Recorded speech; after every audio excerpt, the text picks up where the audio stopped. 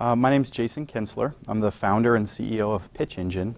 We're a social PR platform that enables brands and businesses, organizations to come on and get the word out to their social networks, to search engines, their customers, in all sorts of new ways. So I'm a former journalist turned PR pro and now an entrepreneur. Well, in the beginning, I was a PR pro and a former journalist, as I talked about, and in the media relations process, I had identified a lot of antiquated ways for how journalists and PR pros would communicate and share information. And so I thought this was probably a frustration that everybody had. So I turned to blogging. I started a network blog on Ning at the time. It was a free site where you could go on and create a blog and a little bit of a network. And I just started blogging about the topics. I blogged about public relations, about social media, and sort of how these things were fitting together and how journalists were using these tools. And what happened was a lot of people started to sort of come to the forefront. A lot of thought leaders wanted to share their expertise, wanted to learn, and I grew a following that way. So social media helped me sort of create this base of people that had the same interest as me. And when I launched my business, they were sort of along for the ride. They were sort of part of it. So it's only helped me grow it. I've done no traditional marketing.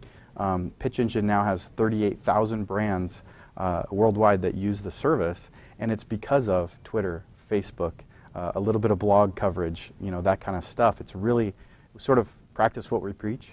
So it's really grown through social media. I think it all varies on what brand you represent or what your goal is. If you're a brand that's selling consumer products, some of these networks are great for that.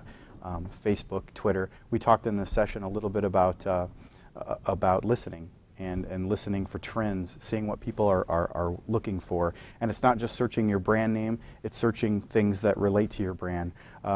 People that want to buy your product, what do they talk about? Do they talk about hiking? Do they talk about backpacking? Is that the product they're looking for? What are people saying about those things? It can lead to so many great things like market research and what products to create. Customer service, can I help people that are on these social networks? So social media has a lot of, a lot of capabilities to enable your brand to do things it couldn't really do effectively before. Right. I think big picture, it used to be that we as brands, as companies, told people what we were. Here's what we are. We are the company that makes the best dish soap.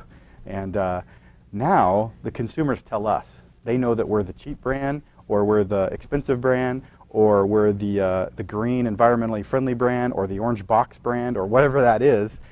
Customers sort of know, consumers know, and so now we can interact with them, and they'll really call us out if we try to hide behind a veil anymore. Traditional marketing versus social media marketing, and what's changed and what are better. I don't think there's one that's necessarily better than the other. I think that there's new tools and new capabilities that enable us to a little bit more of that two-way conversation. Traditionally, it's always been about push. And that's not to say that a great billboard ad isn't still going to be a great billboard or a great commercial.